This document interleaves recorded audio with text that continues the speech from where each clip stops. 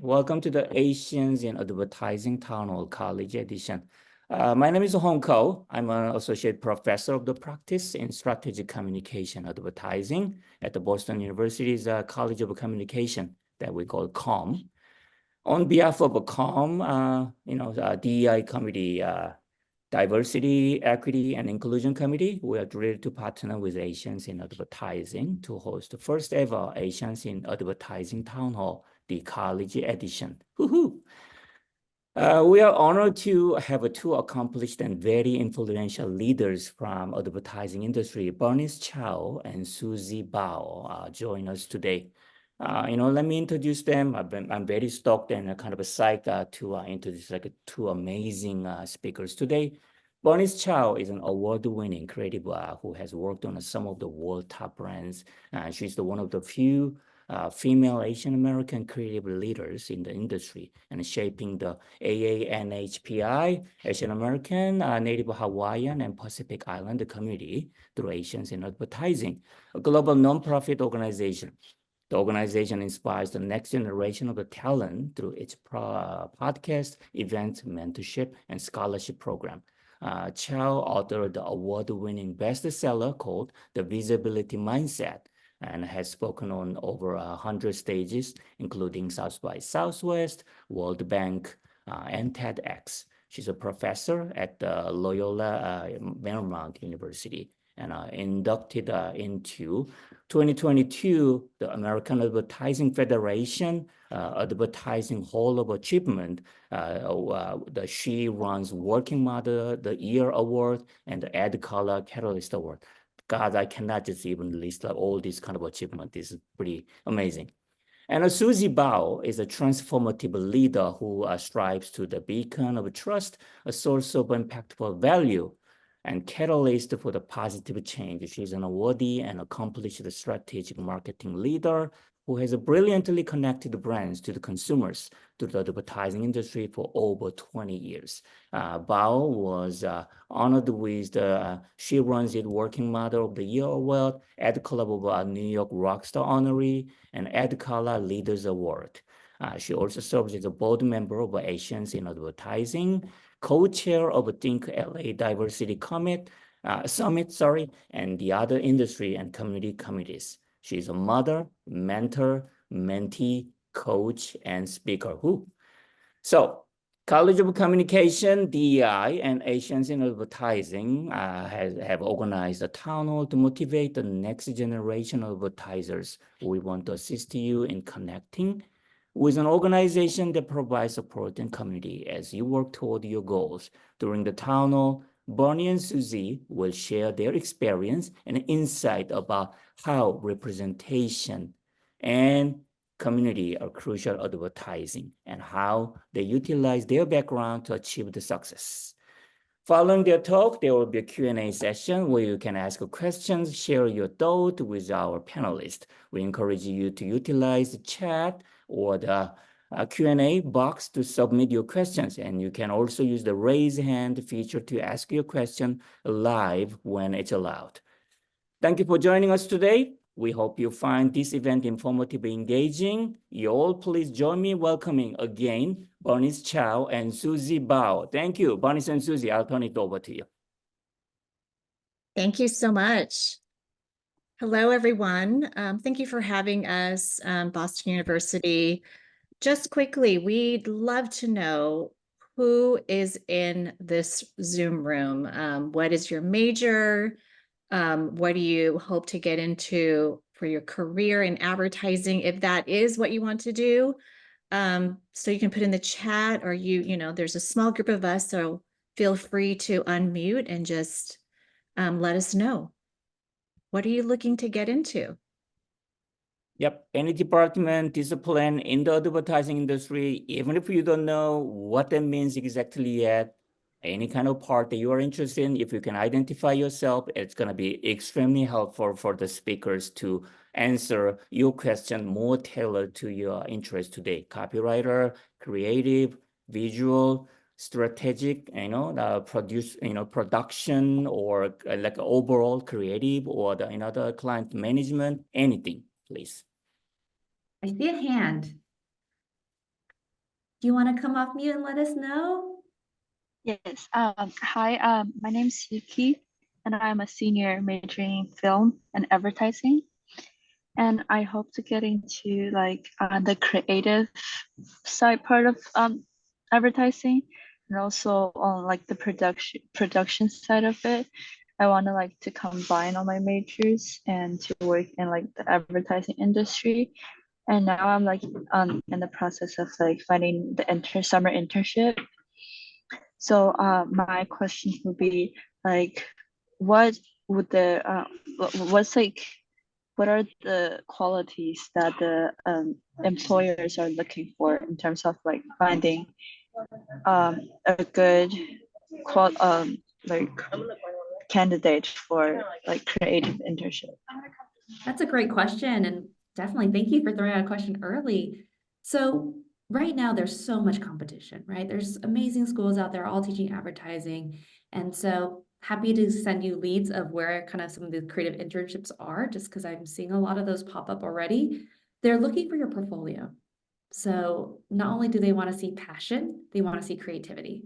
So being hungry for the job is always important as a creative director, and Hong knows this as well. You want someone that can kind of dig in and be intuitive and then can kind of just be proactive with the work. And so a lot of that really does need to be like, I can concept this way. I can already create this way. I can already write this way. I can already design this way.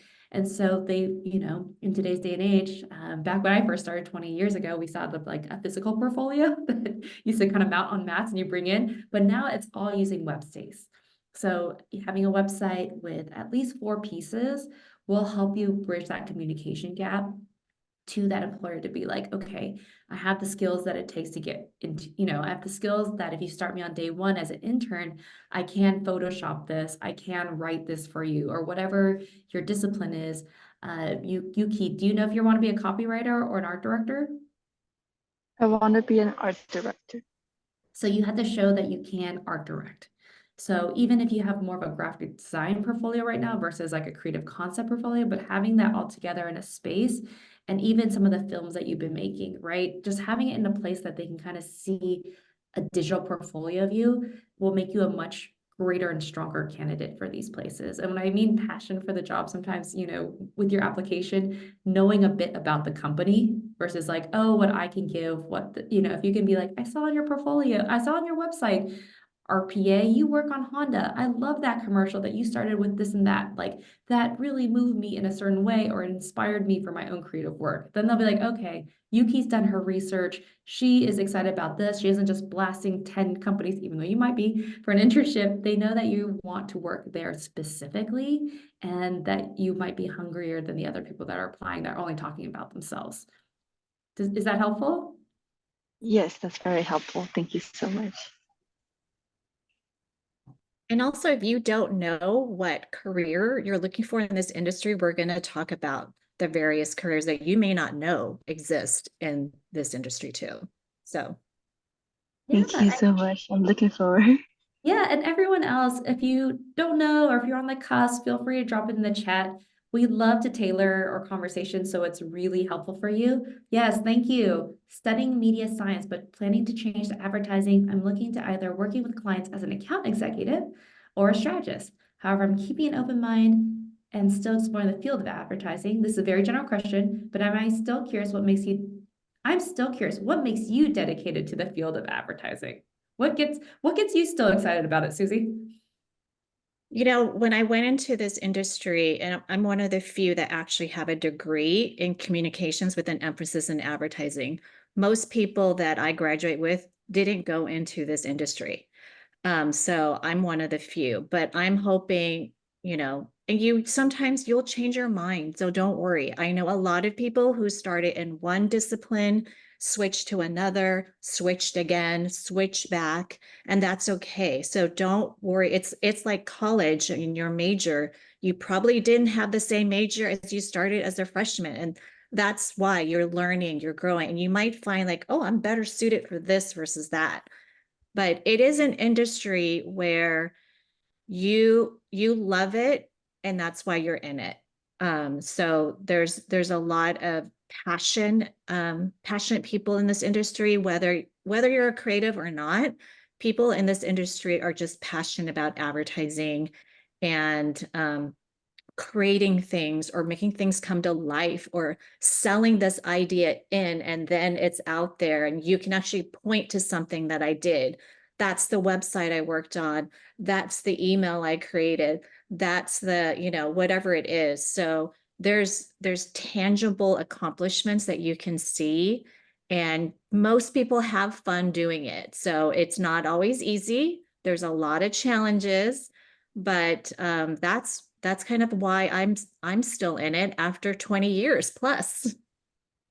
Yeah, and I would say you're going to spend a lot of time at your job, right? You're going to spend more time doing the work you do in the daytime than with your friends and family. And so I say, with the field of advertising, I like the people I'm surrounded by. I remember my junior year of high school, I took different, different summer break things. I did one at Stanford, I did one at Academy of Art, and this is when I was still in school, in like high school and stuff.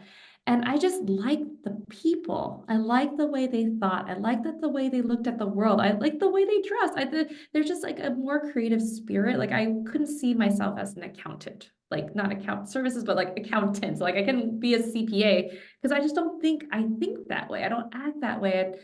And for me, it's really about being with people that make me inspired. And I feel like I see that in advertising. Like being 20 plus in, I'm still like, what is that latest brief that we're solving? There's always this problem solution that keeps me really creative and fresh.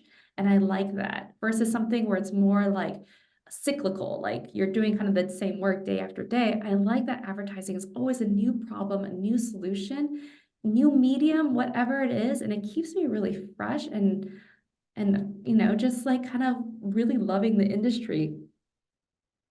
Yes, it is being recorded. I believe it will be sent. I love the metaphor of the love here, like if anyone asks us, like, why are we doing, these things in advertising? I think it's oftentimes I compare it to love. It's not because you have a certain reason, hey, she's pretty or he's handsome, I love. No, you love someone first and then try to find what you like about him or her. I do believe even profession that you are interested in for your life, it's usually you love to doing that and then find yourself where you can contribute, where you can actually do your best, things like that. And same time, it's like a love, right? Like we worry about the first job. Your first job is like your first boyfriend, first girlfriend. It doesn't have to be a lifetime kind of, the successful choice. Usually you get the job and then you start to learn and find and discover what you really like about in the industry. That's from my experience from the advertising kind of industry here. If I can add like some taste on top of like the great answer from Suzie and Bernice. Thank you so much. Mm-hmm. Well, we'll go into a little bit about why we're here, Bernice and I, and give you an overview of the industry as we know it today. And then we'll get back to questions because I know you'll have a lot as we go through. So take it away, Bernice. So we're really honored to be here today. Suzie and I were both invited because we're part of Asians in Advertising. And so we want to tell you a little bit about the organization. And if you are looking for community support, we are here for that. So Asians in Advertising started, we'll give you a little introduction, started in 2021. And the idea was to get a couple of us together. And I say back then, Zoom Hangouts were still pretty cool and not the usual. And I think for, Suzie and I and Hong as well, what we kind of saw in the advertising industry is there weren't that many Asians. And that's because, our parents, I speak, very loosely here, that my parents didn't know about this industry. They came as immigrants to this country and, those common careers, lawyer, doctor, engineer, accountant, were kind of the top of mind. And art was just something that was like a fun thing that Bernice did on the side and took classes for. It was never the idea that this was a profession. And I think that story really is true because when you look around the industry, especially in the creative vertical, I'm usually the only, even female, even only minority. And now I'm a mom. So those rooms I'm in, I'm usually one of one. And so it really kind of grew out of this idea of like, I'm just kind of lonely. Like, I want to be able to talk to other people about, just where does creativity come from? How can I get Asian stories made into our scripts? How can I get casting? I used to say that like 10 years ago, if you casted an Asian person on your script, they'll be like, well, this isn't a foreign company and we don't want to look foreign. And this idea that Asians can't be Americans. And so all these things are real conversations that I didn't really have anyone to talk to about it. And so this idea of Asians in advertising was like, what if we just get a couple of us together and have these real conversations to talk about what does advancement look like for us if we're few and far between, and how do we get these stories made? And so in 2021, it was one Zoom hangout. The idea was just to have a conversation like we're in one today. And the expectation was really to get 25 people to come, because I only knew of a few. And so 25 seemed like a really good number. And we were just shocked that 650 people signed up just from posting it on LinkedIn. And now 2.5 years later, we are over 6,000. And we're still very surprised at how the numbers grow and how people connect with us all over the world to have this community. So whether people are in Costa Rica, Tanzania, Germany, Australia, Spain, like we are so surprised on how much this community is really needed. And so this community is free to participate. We have mentorship programs, which Suzie is the head of, which is an amazing 6-month program, and we'll have applications in May that really connects you with leaders in the industry, as well as scholarships. We work with AAPI leaders in the industry that teach coaching so that they can have focused messaging. And so we did 12 scholarships? No, sorry, 30 scholarships last year and 12 the year before. And then with those mentorship pairings, I might add, we did over 200 this last year. And on top of that, we do events.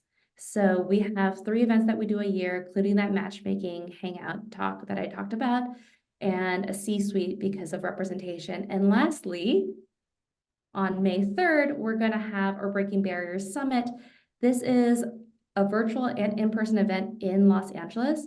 I just created a free ticket. So if you want to sign up on asiansinadvertising.com and get your free ticket, this is a great place to meet people in the industry and hear from leaders. I always say, like, it's flattering when a speaker gets an email or a LinkedIn message afterwards that says, hey, Suzie, I just heard you speak. I love that story that you shared about this and that. Can I learn more about your journey? And I would say like 80% of the time, these speakers and these leaders of the industry are happy to share about their experiences. So highly encourage you to check this out. And this is a freebie from us. Yeah, this is such an amazing opportunity. It's our only event that is a paid ticket. Most of our events are free. So we are gifting this to you, and it's an all-day event going from 10 a.m. starting with a keynote speaker. And by the way, all speakers are of AAPI descent. So you'll be hearing from other people like us who are in these various industries, who are leaders, pioneers, and telling their story, talking about all the great things that they've accomplished and how they can help you as you come into the industry. So please take advantage of this and make time for it. It will be a valuable, valuable day for you. Well, with that, we want to talk a little bit about our career journey, because you may be a little like, okay, how did you get from college to your first job to where you are now? So Suzie, you want to talk about how you got to where you are now? Sure. As I mentioned about changing your major, I actually started off as an international business major with honors. So when I took my first microeconomics class, I hated it. I was like, what is this? I don't want to do this. And I looked at, and I just really wanted to get my degree and start working, but I had no idea what else I would do. So I found communication school, and I was, and you had to pick what you want to emphasize in PR, broadcast, advertising, etc. And I took a PR class, and it wasn't for me. I took Advertising 101, and something just like, this is it, a light bulb hit. I'm like, I want to do this. So I graduate with a degree in communications with an emphasis in advertising. And I got an internship at a great agency that is not as big now, but back then it was one of the biggest in the world, which is Ogilvy and Mather. And it's like one of those classic agencies. Like if you think of the movie or the show Mad Men, that was that kind of agency. And so started off at the bottom, intern, assistant, moved my way up, and now I'm in a senior leadership role in account management. So spent most of my 20 plus years on the ad agency side and account management. I did a short stint in media sales, and I did a short stint on the client side doing partner marketing. But majority of my time, I'm what you call a client whisperer. So, and we can get into a little more of what account management is and some of the other roles in the ad agency. And that's my career journey. For me, I just always love to draw. You know, I mentioned earlier that my parents didn't know what to do with it other than put me in art classes. And so I was really lucky that I have an older sister and she knew my passion for drawing and she just reached out to her network. And she's 10 years older, so I got to glimpse in the future. And she just found another person for me to talk to. I predate, like Facebook wasn't unlocked until I graduated college. So I didn't have this like network I could reach out to in the universe of like, show me what it's like in this job. So I just met this other woman, her name was Kathy, and she just sat down and was like, she was a mother of 3. She gets to wear cool boss woman clothes and was just like a powerhouse. And I was like, okay, this love for drawing, maybe I can do something with it. Maybe there's some creative application because I don't think the rest of school was that fun for me, other than where I got to be really creative and use that side of my brain. And so, like I said, I ended up applying for a bunch of programs. I got a summer program. There was a summer program at Academy of Art in San Francisco and Stanford. And I did both in one summer. I just took the train. And I just was like, fell in love with creativity. I didn't know what to do with it. Same. I was like, animation, like, what am I doing this? Graphic design, branding. Like, I wasn't really sure. I just knew something was there where I got to use that on my brain and be with other people who did too. And I ended up just was like, okay, where did she go to school? What did she study? And I'll do that because she figured it out. So I was like, okay, she went to Art Center College of Design in Pasadena. She studied graphic design. And I was like, okay, those are my next steps. And so when I got there, I was like, okay, I was in the graphic design path and I wasn't introduced to advertising. I still say to this day, I teach at LMU, I teach advertising, but I've actually never taken an advertising course. But at that time, graphic design was such a integral part of being able to do the advertising work because there weren't as many advertising schools. And so at one of my housewarming parties, a friend brought another friend that just was already in advertising. And so I was like, where can I get internships from? And that friend of a friend let me into TDW Shy Day, which is a big agency in Los Angeles. And so just being on the job, I was able to kind of try out what advertising was like.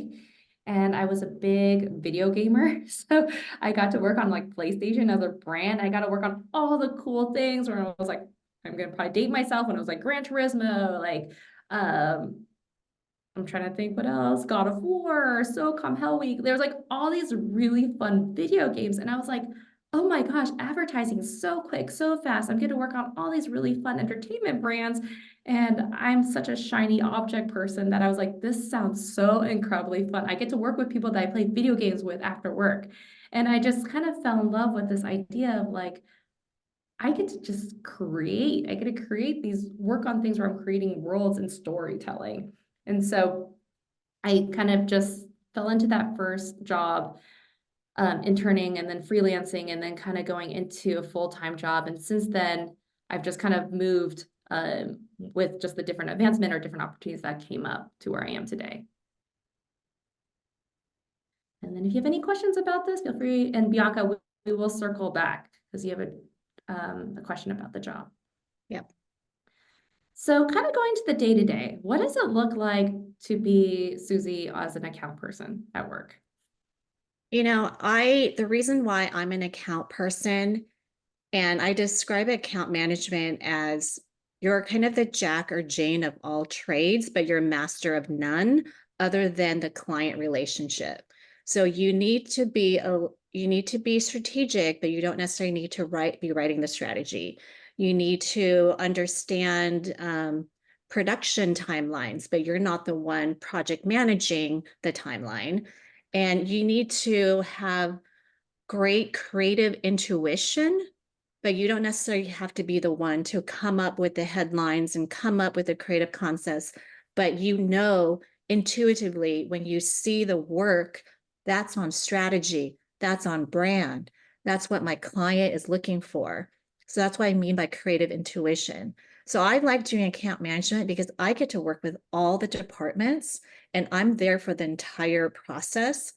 And then I think the challenges to be an account person is that you always have to balance between what your client wants and the creative product that the agency produce. And sometimes they don't always align and it feels like you're in the middle. So I call it an art, not a science to be able to do that. And account management is not for everyone. It's tough to be the person in the middle saying, well, this is what the client wants. And your creative team is like, but they shouldn't be doing that. It should be like this. And so how do you manage that? Because you want to make your creative team feel like you're always defending their work. At the same time, the client's paying for this work. So my day-to-day is very exciting, and I love being able to work with everyone on a team at the agency, and that's how my day-to-day is always kind of different because I get to work with every single person at the agency level. Suzie is also the person that makes sure that the project has enough money. So she is the one upfront going, okay, you're asking for a 6-month campaign to do this many things. This is how much it should cost. And that's so incredibly important because then it unlocks for the rest of the team what can actually be done. She's also the person that has to deal with a difficult client. So while there's like nice clients that are totally on board all the way through, there's just the same share of difficult clients that can, I've had a client that gets on set and that day they're like, we want a horse. And we're like, we didn't source a horse. And so it would be Suzie to be like, hey, client, do you have the money to unlock this horse?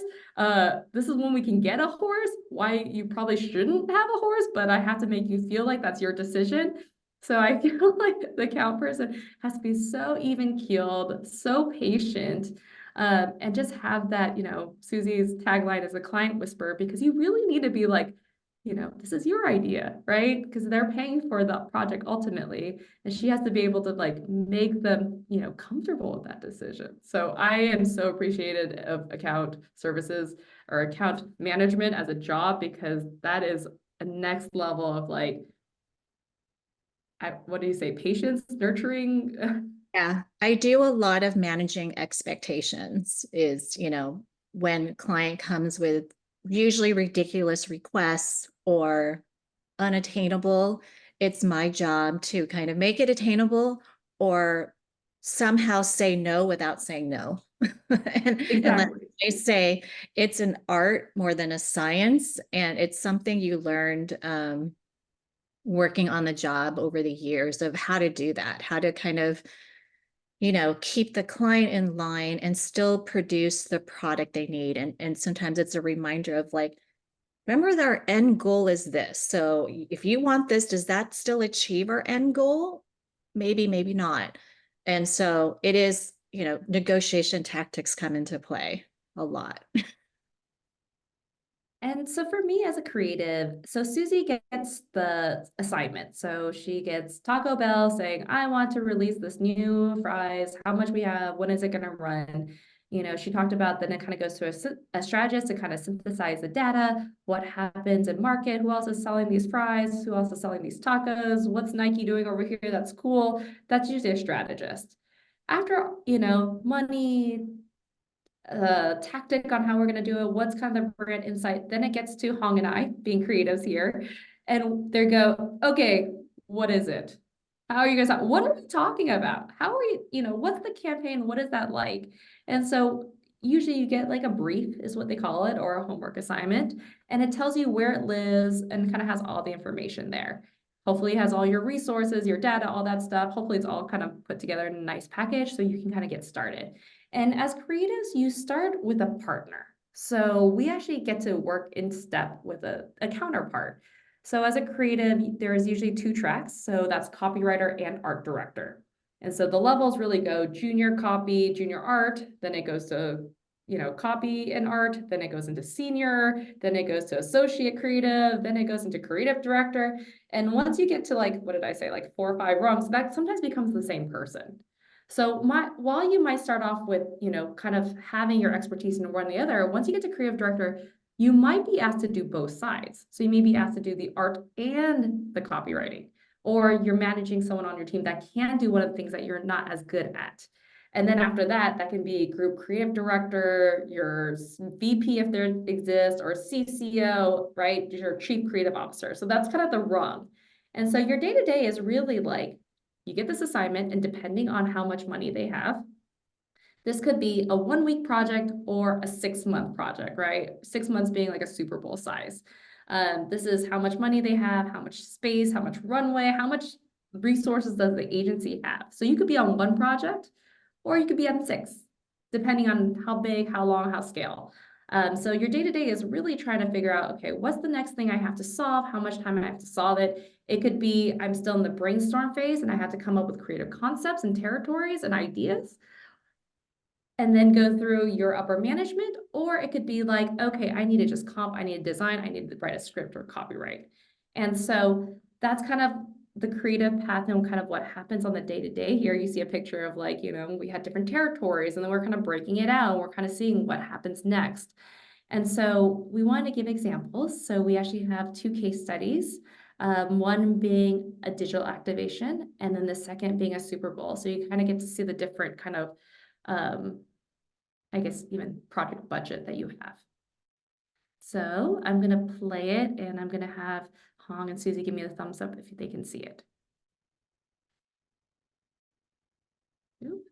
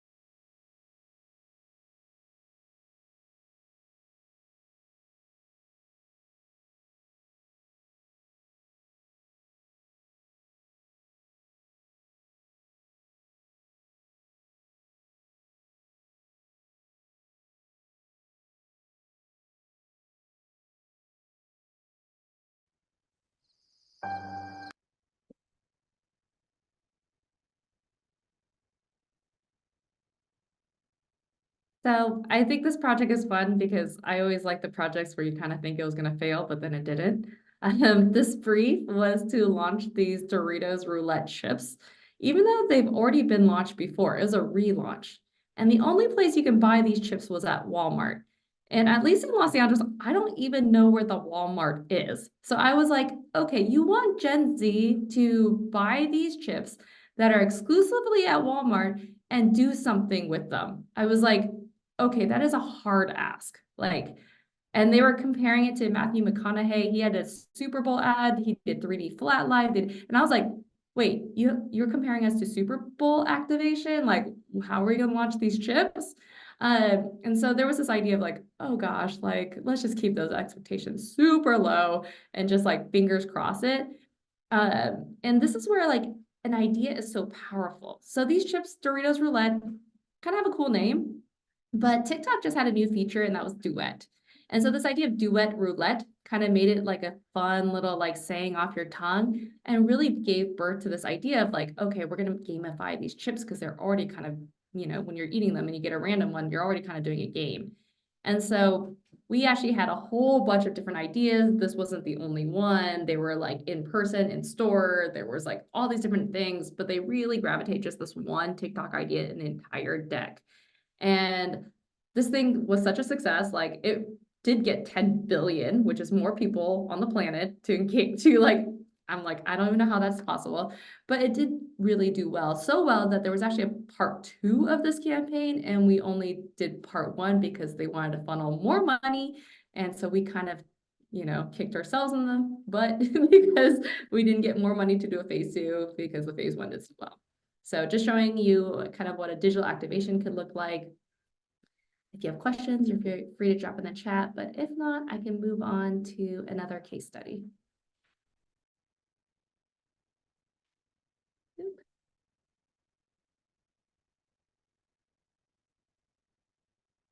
Oh my gosh, so many pop-ups, ads, okay.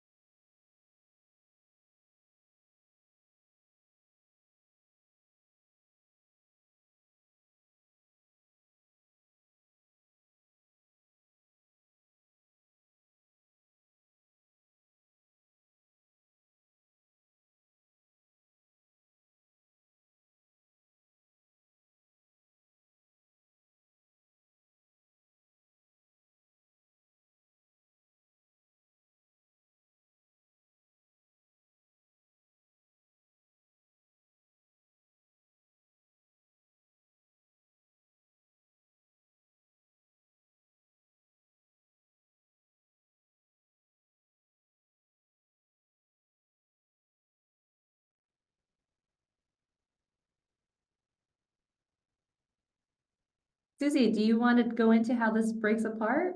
Yeah, so those two examples follow a similar process, believe it or not. They're very different outcomes and very different as far as execution goes, is what we call it. But it does begin with a brief. So we get a project from your client, whoever it is, whether it's Doritos or Kia or whatever account you work on. And this usually is received from the client to the account team. And we decipher, we want to make sure we understand what their business reason is for doing this.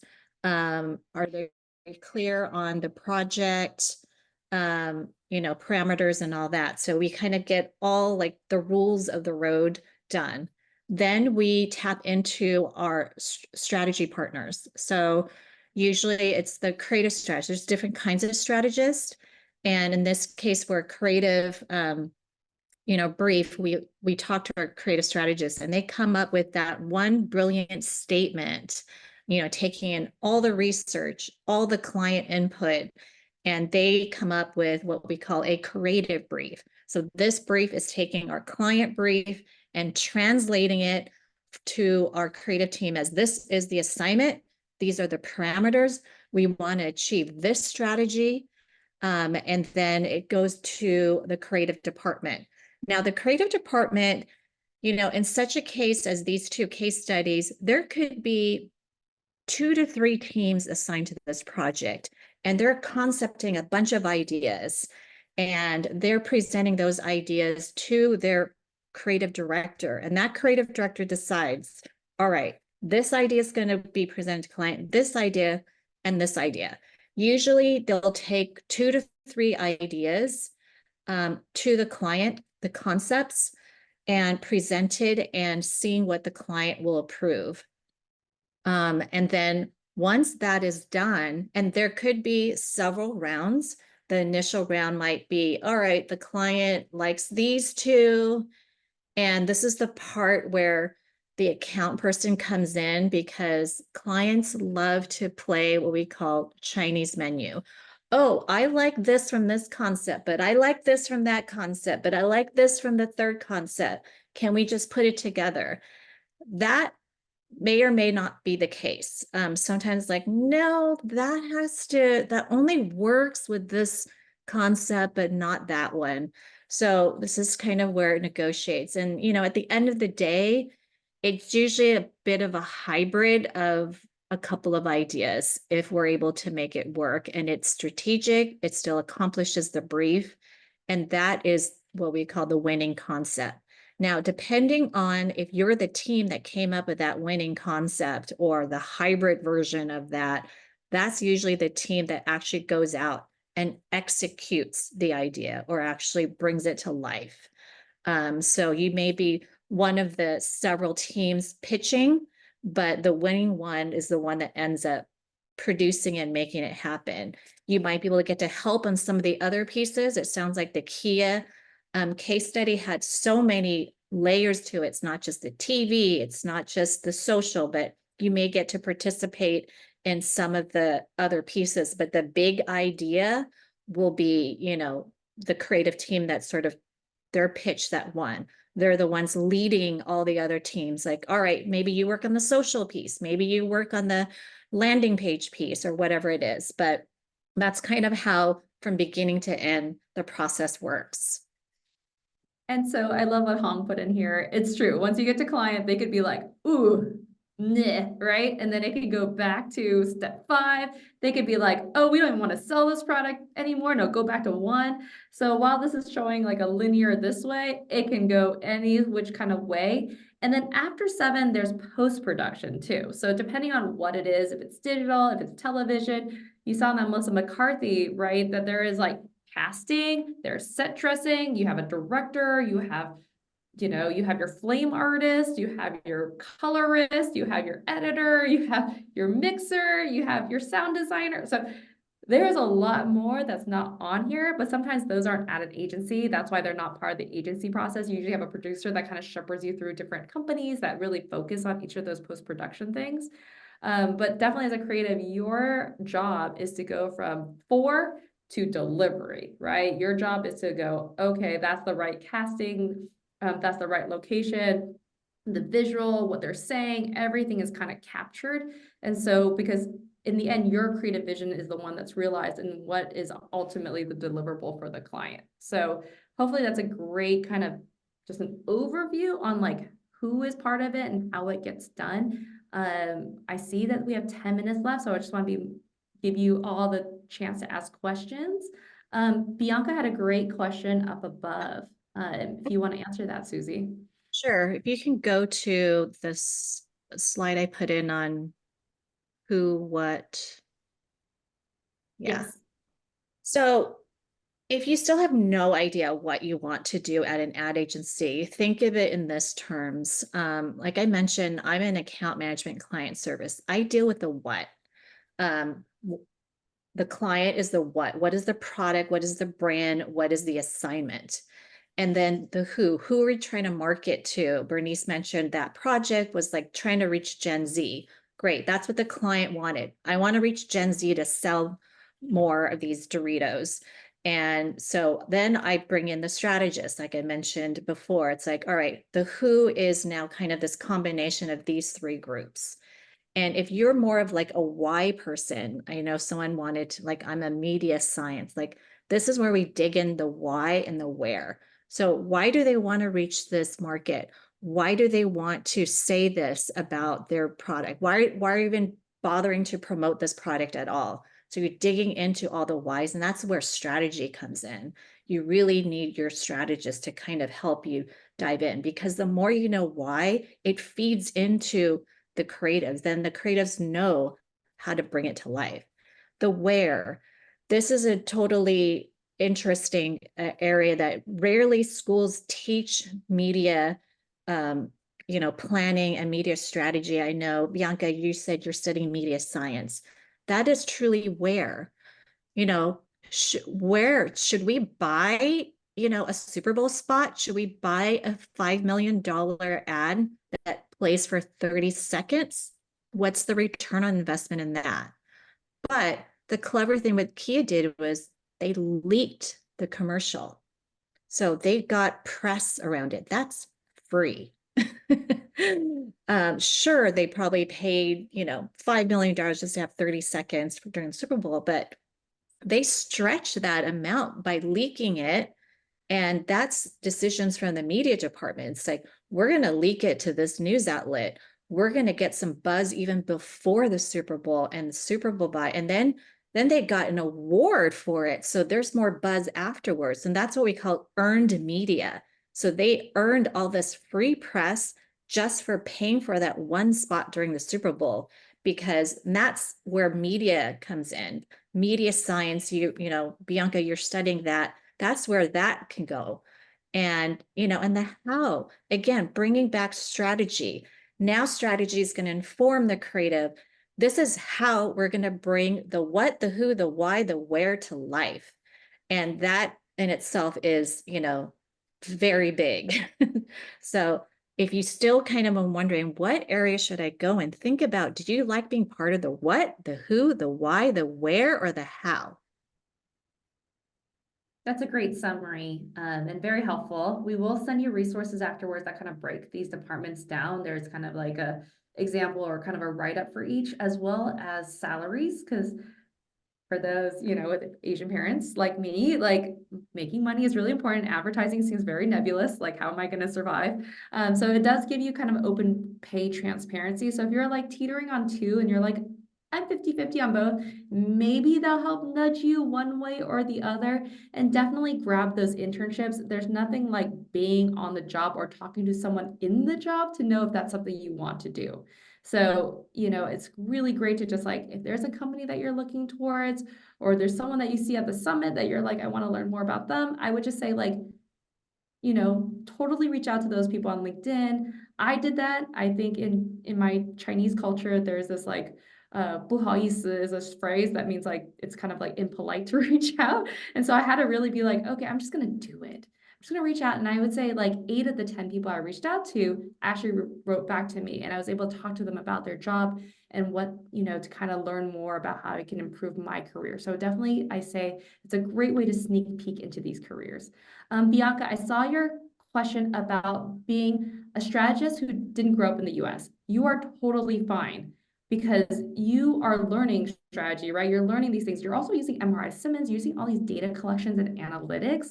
And so as much as we can be like, in my lived experience, they don't want to, they want to see the data. They want to see where you pulled those insights and those strategies from. And so I know plenty of strategists who are not born in America, and they're able to have a really great strategy career. So I hope that's helpful. And I'll be perfectly transparent. The entry-level jobs in advertising do not pay well. So if you're in this for the money, that's why I said up front, like, people stay in this business because they love it. It is way more fun than being a CPA and doing taxes once a year, for sure. So you have to love this business. Yeah, entry level is not great, to be perfectly honest, but we have a lot of fun, and you're doing some things that really are, impacts pop culture. And, you have something to say, like, you did this. So that's why people are in this business, are just passionate to be in it. You start to make better salaries as you go up the ladder, for sure. But entry level, yes, you're not going to make what an engineer is going to make right out of college, but you'll eventually get there and stick with it. It's a lot of fun, and you're doing what you love to do. And, in the long run, I mean, Bernice's husband was a CPA for 5 years and absolutely hated it. And he's now he's a sound mixer. He's in the industry in post-production and loves it. Much happier. And I honestly say, if you are a creative person, like advertising, I don't know if you're gonna disagree with me, but I feel like of the careers, I'm like, it's actually a great lucrative career that actually blends creativity and a business-minded job. So when I have students that are like, I want to be a screenwriter, or, those kind of jobs, and I'm like, or a copywriter for advertising, I'm like, how much do you get for a short film to make it, right? Not talking about salary, just how much do you get to make that film? And typically they're like, 10,000. I'm like, do you know how much a commercial costs? Like half a minute, 30 seconds can be millions of dollars. I will be at an agency where there'll be like, oh, $500,000 for this project? Oh, that's too little. And so that really does translate into like how much the people that work on it get paid. And so I hope I dropped in the salary charts in here. I do think, honestly, I don't know what engineers are making these days, but at least the students I teach at LMU, they're actually getting pretty great salaries coming out. And the more we can kind of strategize into how we're getting those jobs. So for those who are making creative portfolios right now, you can kind of study the market. So if you're like for me, I actually spent 15 years in automotive, and I think Suzie did too. And like, if you look at LA as a market, so you're like, hi, I'm a creative. I want to get to Los Angeles. I need to make a portfolio. I'm like, there's like 7 shops here that have a car advertising, RPA, Inocean, Hyundai, sorry, I'm naming a car brand, but Inocean, and then David and Goliath, Team Speed. There's so many of these companies that if you can curate your own portfolio projects, so if you're in class and they're like, create any project, you can be like, I'm going to do a car company. Because then the HR recruiter, when they're looking at my portfolio, they could be like, oh, Bianca's already worked on cars. She'd be a good fit.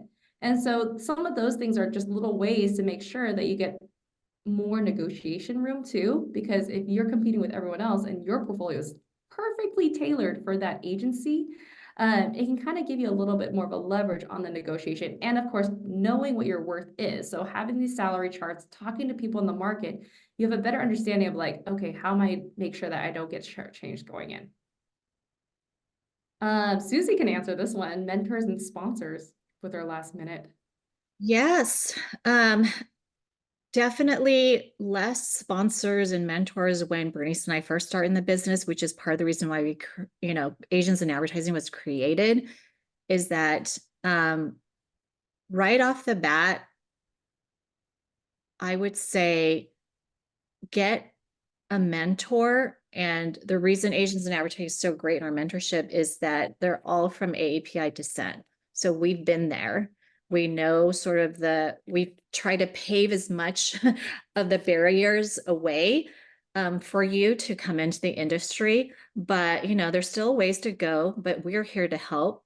But find a mentor and eventually find a sponsor. And the difference between those two is a sponsor talks about you when you're not in the room, and they open doors for you, and a mentor talks with you.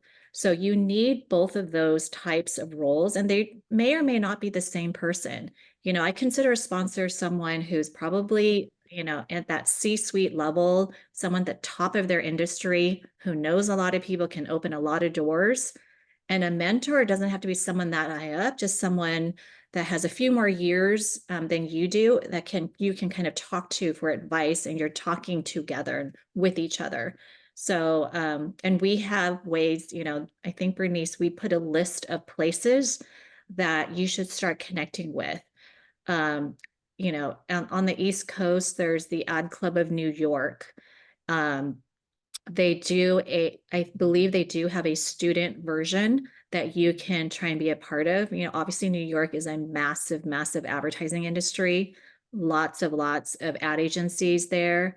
There's a few in Boston, but a majority are in New York, and you're really close. You can still be a part of the Ad Club of New York, so that at least you get some, visibility to what's going on. In LA, there's Think LA. So if you are from the West Coast, if you're planning to move back to the West Coast, Think LA also has some student, events and things like that. But you can find them. And obviously, Asians in Advertising, we're a free community. Just start following us. We have lots of events that you can, join virtually. And just a reminder to definitely sign up for our summit. But lots of resources. Just start doing some research now. And if you still don't know what you might be interested in, just find an internship for the summer. And also, once you have an internship, you can add that to your resume. I know when I look to hire someone, I looked for the fact that they did some kind of internship in our industry, so that they have some idea of what an ad agency is like, or the advertising community. Even if at your industry or at your internship, all you're doing is something very, like, I remember when I did an internship, all I did was like look through magazines and tear off print ads for a competitive review. And I probably did way more at my, college. But I was able to put the fact that I interned at Ogilvy and Mather, and that opened so many doors for me when I was trying to look for a job. You just need a brand name of a big ad agencies for your internship. And then once you get in for the interview, then you can talk about all the great things you did at school, the portfolio you did, or the, whatever you worked on at school, on top of, what you did, the internship. But people want to see that you at least know what it's like at an ad agency, even if all you did was go out to lunch with your team but you learned about it. You learned what people did. You were there. Just when you were there, make the most of it. If I don't bother the flow of this, like I think what Suzie and Bernice implied through the case studies and all the great the wisdom and experience, if everyone have realized that this is a heavily teamwork environment. Good news, you don't have to figure out what you can contribute the best in the beginning. Actually, your first year in the as a professional, whomever like work in the advertising industry, it's going to be another learning curve, at least for the 5 to 10 years. You don't get to choose your client. You don't get to choose your job. But as a creative, as a strategist, as a producer, as a project manager, as an even programmer, wherever like you contribute to the bigger kind of the picture, it's like first 5-10 years, you are learning where you can do your best, what you are gonna be really interested in the bigger industry. So you don't really need to worry about, oh my God, am I ready for jumping into this thing? I don't know what I don't know. Yeah, you are gonna actually learn that, and it is a team environment that you are not personally responsible for the success or the failure and a personal level in at least your first 10 years. So I gotta just kind of say this thing is, and then kind of try to find what you wanna do first before what you can do well. And the next 10 years will be, you start to kind of, diminishing the gap between what you wanna do and what you can do well. I think that's for everyone. Yeah, absolutely. Because I was just going to say, the best work that comes out of any agency is collaboration, because if the creatives come up with an idea, they should talk it over with the strategist. And it's like, hey, does this kind of meet the strategy? And then you should inform your account person, because the account person knows the client, and just remind them, it's like, hey, remember the client is really looking for this. Is this in the concept? So when you work together as a team between all the parties, and when you present the work, part of my role as an account person is I set up everyone for success. I want to make sure, even in the way they present their ideas, don't forget to say these buzzwords that the client's looking for, and that way we're able to sell the ideas together, and you're right, absolute teamwork. And one of the reasons why I love doing this is that it's a team. And if you're a type of person that likes a team environment, this is definitely the industry for you.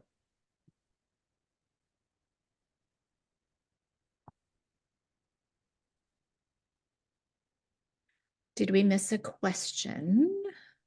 Let's see. I think we.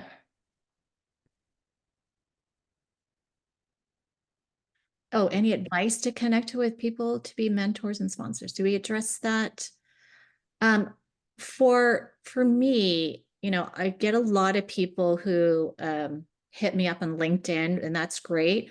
But always, when you do that, remind them how you know them. So remind me that, hey, I saw your talk at BU. I'd love to connect with you and maybe do a virtual coffee. Happy to do that. And, for anyone that you reach out to on LinkedIn, hi, I'm so-and-so. I am looking for more information. I'd love to find out more. And just kind of obvious, if you know someone who can connect the two, that's better. But if you're just kind of cold call trying to find someone, just introduce the reason why. But especially if you saw Bernice or I at a talk somewhere, just remind us how we met or how we know each other from. Did we answer the internship question? So with internships, honestly, you have to just kind of know when to kind of reach out to them, because you have to be available. So I would say, if you can, I think honestly, hashtag internships on LinkedIn is probably the best way to find them. If you join Asians in Advertising, the private channels, we do have jobs, and we do post when internships come up. We try to help within the community. So definitely join us there. If you have agencies that you are already interested in your area, it doesn't hurt to reach out to the HR person and be like, hi, I'm a student. I would love to know when your internship program starts up again. I would love to apply, right? Like, that's great. So I would say, if you could do, your research of just looking on Google, LinkedIn, but then also reach out to those direct companies that you do want to work at, especially if you're locked into a proximity. Like, if you're like, I'm a student and I can't afford to live in New York or LA for a summer, then you kind of can target which agencies might have an internship program. And sometimes they don't have a program, but if you're really great, they might be like, okay, we have room for one or two. If they don't have an established program. So definitely doesn't hurt to reach out and start those communications. That's what I did when I got out of school. I went to a school that wasn't, it was like a suburb. And so I don't think they do this anymore. It was something called The List from the LA Business Journal. And every year they publish top 50 ad agency in Los Angeles or something like that. And I literally wrote to every single HR person on that list, or the top 10 or top 50 or whatever it is. Some are small, some are big, but you want to get to, I would advise trying to get a big name agency, because again, you get to put that on your resume if you get that internship, and people will know that agency. Oh, that person, interned at RGA, or, a big agency that a lot of people know and have a great reputation in the industry. All right, I think hopefully we have answered the question. I mean, 1 hour is never enough, but unfortunately we have to close the door. Thanks again for everyone attending. The Asians in Advertising, the first town hall college edition, and then the hugest thank in the entire history of thanks to Bernice and Suzie for sharing their wisdom and experience today. I'm sure we have more questions going forward, but feel free to contact either of speakers today or me or the com, so that we can keep this conversation going on. Thank you very much, Bernice and Suzie, today. Again, just on behalf of everyone, I clap for everything. Thank you very much. Appreciate it. Thank you for having us. Thank you for having us. Have a wonderful week.